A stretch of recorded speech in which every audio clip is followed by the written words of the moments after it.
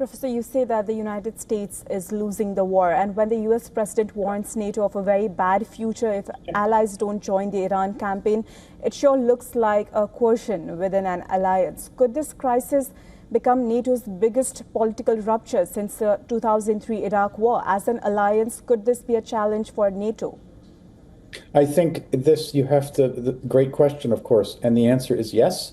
Of course, this isn't the first. We have to, place this in some kind of context, which is that we had Trump, of course, musing publicly about his wanting to take over Greenland and acquire Greenland from Denmark, which is a member of NATO, of course, and has historically, of course, been very pro-American. The list of things goes on. It's the arguments with the Europeans about the Ukraine war and the Americans not consulting with the Europeans, being more interested in consulting with Putin than consulting with the Europeans on how to bring the Ukraine war to some kind of logical conclusion. Now we have the situation again.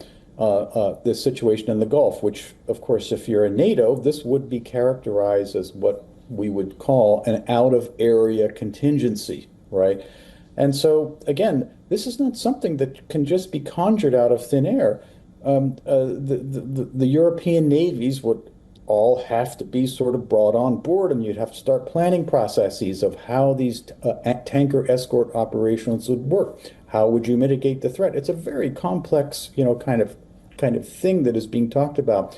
And so here Trump is again just blithely asserting, no, the Europeans have to do this without having done any of the legwork at the staff and sort of diplomatic level to try to turn this into a reality.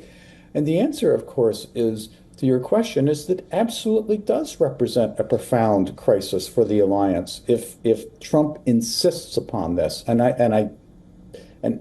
we all know that he's been very lukewarm about NATO to begin with.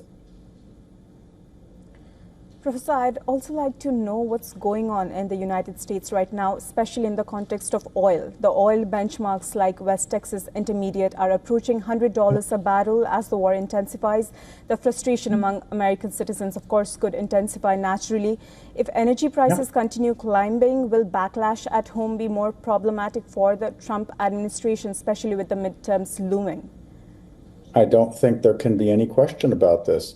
I live out in California, and we're looking at oil, the price of premium gasoline approaching $6 a gallon.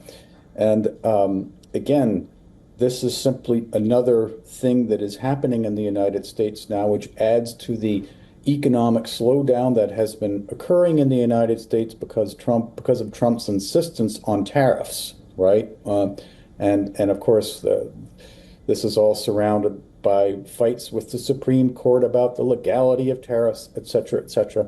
But the point, the broader point here is that you're absolutely correct that the prices of gas are yet another one of the issues that are facing Americans across the country in this affordability crisis, which is real and it exists. Trump has denied that it does. But this is just another issue which is going to hurt Trump and the Republicans in the midterms, if the midterms actually happen. Trump is also mounting a parallel effort for the federal government to take over the actual running of these midterm elections, which is also playing itself out on a state-by-state basis and in the courts. So and they're trying, of course, in parallel to make it more difficult for Americans to vote in these elections. The Republicans are desperately trying to do this because they know they are in trouble in the midterms. And of course, Trump realizes that if the midterms are allowed to proceed and the polls play out as they are suggesting that they will, the Democrats could seize control in both the House and the Senate. And I'm sure that one of the first things they would do is they would start impeachment proceedings against the president. So the stakes for this, which again is something that Trump obviously did not consider. He never thought that the Iranians would stay in the fight and close the strait and conduct the war at the strategic level, something of which he, of course, is incapable of doing. And so, yes, the short answer to your question, long-winded answer, is that yes, absolutely, there's going to be domestic political backlash to this. Well, I hear you, Professor. Thank you for making time for us and breaking this down for us. It's a pleasure talking to you. Thank you for having me, as always.